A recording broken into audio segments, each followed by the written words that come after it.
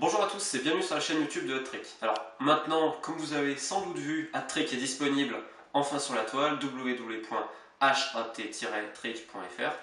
Donc prévu une mois d'attente, surtout pour nous et également pour vous. C'est un grand soulagement, mais les vidéos vont continuer et cette semaine je vais en faire plusieurs. Plus celles que je vais mettre que j'ai prises lors de mes improbables périples à Luton, Maidenhead et Northampton. En fait j'ai un problème de convertisseur d'image, donc bref, enfin de vidéos, c'est la galère. Donc quoi qu'il arrive, on va d'abord en faire avant d'autres. Donc notamment sur ce livre, alors que le téléphone sonne, c'est magnifique. The Secret Footballer, tome 2, donc traduit en français, il sort le 24 avril. Alors, je remercie l'attaché presse des éditions Blanches, Hugo Sport, qui me l'a envoyé. Je vais en faire une chronique sur le site, mais je voulais également vous en parler en tant que vidéo. Qu'est-ce que le Secret Footballer déjà?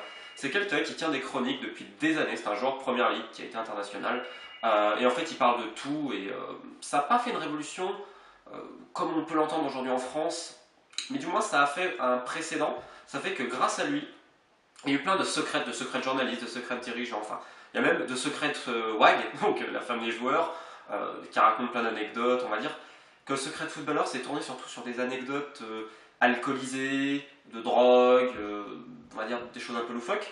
Mais cet homme, celui qui fait ça, il avait sorti donc son livre, le tome 1, qui en France avait fait beaucoup de bruit, beaucoup parlé de révolution, ce qui est vrai, parce que c'est là où on voit le décalage total entre la presse sportive britannique et française. Il y a les lecteurs savent beaucoup plus de choses en Angleterre que chez nous. Chez nous, on a presque l'impression de découvrir que peut-être il y a de la drogue qui circule, que peut-être il y a des magouilles et que peut-être les opérations de charité servent à engraisser les poches de quelques dirigeants. Ce qui est assez drôle, mais il y a aussi de bonnes histoires. Là, je caricature un petit peu, mais c'est vrai que en Angleterre, tout ce que va dire le secret de footballeur, c'est moins croustillant que chez nous. Et donc, alors c'est une traduction, le tome 1 a été traduit, il a très bien marché, et là donc le tome 2. Alors, qu'est-ce qu'il a raconté de plus cette fois-ci? En fait, il a demandé à des anciens dirigeants, enfin certaines de ses connaissances, des médecins, avocats et autres, de parler. Donc ça fait qu'ils racontent des anecdotes, certains de ses amis joueurs, ce qui enrichit beaucoup le livre, et je dirais qu'il l'a écrit beaucoup mieux dans le style. C'est vraiment une introspection dans sa personnalité qui est tellement complexe, vous ne pouvez pas imaginer à quel point, parce que c'est quelqu'un de dépressif. Et c'est très drôle parce qu'en fait, il se place un peu en victime en disant voilà, le football m'a tué, je suis dépressif, etc. Avec toutes les blessures également qu'il a, les souffrances. Et moi, j'ai eu juste une envie de lui dire au fil des pages mais pourquoi tu n'as pas arrêté?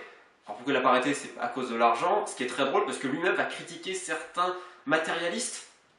Donc bon, c'est on va dire un de ses charmes au final. Et je voulais vous citer deux passages qui moi m'ont fait hurler de rire. Et alors le premier, on apprend beaucoup de choses, c'est sur les soins. Je n'avais pas du tout connaissance de ça. Alors écoutez bien, c'est très spectaculaire. Je vais peut-être mal le prononcer, excusez-moi les médecins. Le Rohypnol, R-O-H-Y-P-N-O-L, j'en sais rien ce que c'est, a mauvaise réputation. C'est une drogue dangereuse à ne pas mettre entre toutes les mains et qui a récemment encore fait la une des journaux. Ses effets sédatifs provoquent une relaxation musculaire ainsi qu'une amnésie, mais l'usager reste conscient et est capable de communiquer. Inodore, incolore et sans saveur, le Rohypnol se verse dans un verre sans se faire remarquer et il se vend sous le manteau au tarif très abordable d'une livre le comprimé environ. Il a gagné le surnom de drogue du viol, après avoir été impliqué dans de nombre d'affaires glauques. J'ignore si l'on peut y devenir accro, mais je sais que le NHC, donc le National Health Service, système de santé publique, n'a jamais recours au Rohypnol. Toutefois, nous autres footballeurs ne passons généralement pas par le NHS, j'arrive plus à lire. Nos clubs entretiennent des liens privilégiés avec des cabinets médicaux et des compagnies d'assurance secteur privé. Ainsi, lorsque je demandais au médecin s'il pouvait m'éviter de souffrir à nouveau le martyre, il m'annonça qu'il pouvait effectuer la procédure sous Rohypnol en chirurgie ambulatoire.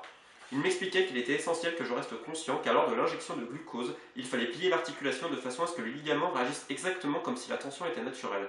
Autrement dit, sous anesthésie générale, le ligament ne réagirait pas convenablement puisque le patient serait incapable de dire à son médecin si le ligament était suffisamment tendu. En étant conscient, je pourrais transmettre les bonnes informations. La première fois que j'ai reçu ce traitement, je me suis réveillé avec l'aide d'un autre produit injecté dans une perfusion placée à l'intérieur de ma main. Ma bouche était sèche et je voyais flou. J'ai demandé au médecin si tout s'était bien passé. Oui, a-t-il répondu, aucun problème, on se voit la semaine prochaine. Il me fallait plus de détails. Comment va mon ligament, demandai-je. Il est d'aplomb. Là, le tout-bible a fait le tour du lit, a approché sa bouche et de mon oreille et a soufflé. Écoutez, nous avons déjà eu cette foutue conversation il y a moins de 5 minutes et aussi 10 minutes plus tôt. J'en peux plus. Tout va bien, je vous vois la semaine prochaine.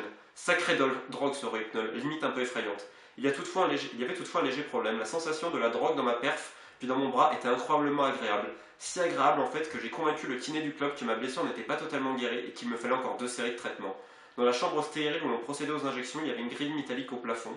Quand la drogue commençait à faire effet, il me semblait que la grille se mettait à onduler. Pour moi, cette grille, c'était un passage. Je ne sais pas où il menait, mais c'était forcément vers une sorte d'Éden. Au cours de l'ultime traitement, tandis que je dérivais voluptueusement, je regardais l'anesthésiste et je lui dis « J'adore cette putain de sensation ». Il s'est alors penché vers moi et m'a susurré à l'oreille « Tu n'es pas supposé dire ça, crétin ». Autre passage. Alors c'est un passage dramatique, c'est une anecdote, mais j'ai tellement rigolé, je me fais en pleurer. Pourtant j'en ai eu des anecdotes à la con avec les entretiens que j'aime, alors celle-là. Alors ça parle d'un entraîneur. Son passage, quand il s'interroge s'il veut devenir manager. Un matin, l'équipe... Alors c'est un ami m'a raconté de très très nombreuses anecdotes à son sujet, c'est un manager. Un matin, l'équipe prenait son petit déjeuner dans la salle à manger du club quand le manager convoqua une séance technique impromptue face au paperboard qui se trouvait dans la pièce. Il dessina un grand but et demanda « Ok, où est mon tireur de corner ?» Le gars qui mangeait ses tartines tout seul au fond de la pièce leva la main. « Alors qu'est-ce que t'attends pour te placer dans ton putain de coin ?» dit le manager.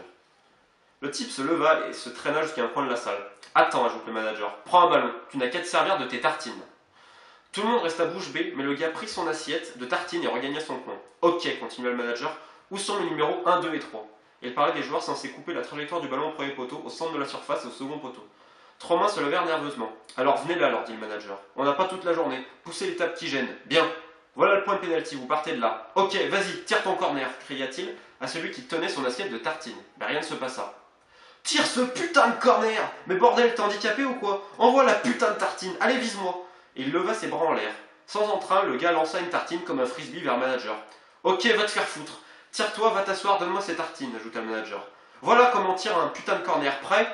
Alors là, c'est en majuscule. Allez, une tête! Et il lança une tartine depuis l'angle de la pièce vers les trois gars qui se précipitèrent alors vers le paperboard. Assez étonnamment, l'un d'entre eux parvient à le dévier. Synchro, hurla-t-il, soyez synchro.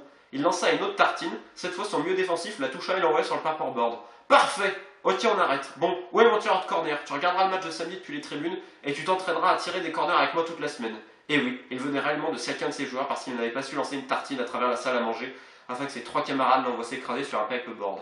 C'était du jamais vu. Le plus flippant, c'est que ce manager est encore en activité. Et vous savez quoi? Il a de super résultats. Voilà ce qu'est le Secret Footballer tome 2. Donc pour tous les amoureux de sport, quand même, je vous conseille ce livre. Parce que vous allez apprendre quand même plein de choses. Et le tome 2 est beaucoup plus intéressant que le tome 1. Je vous dis à bientôt sur la tech.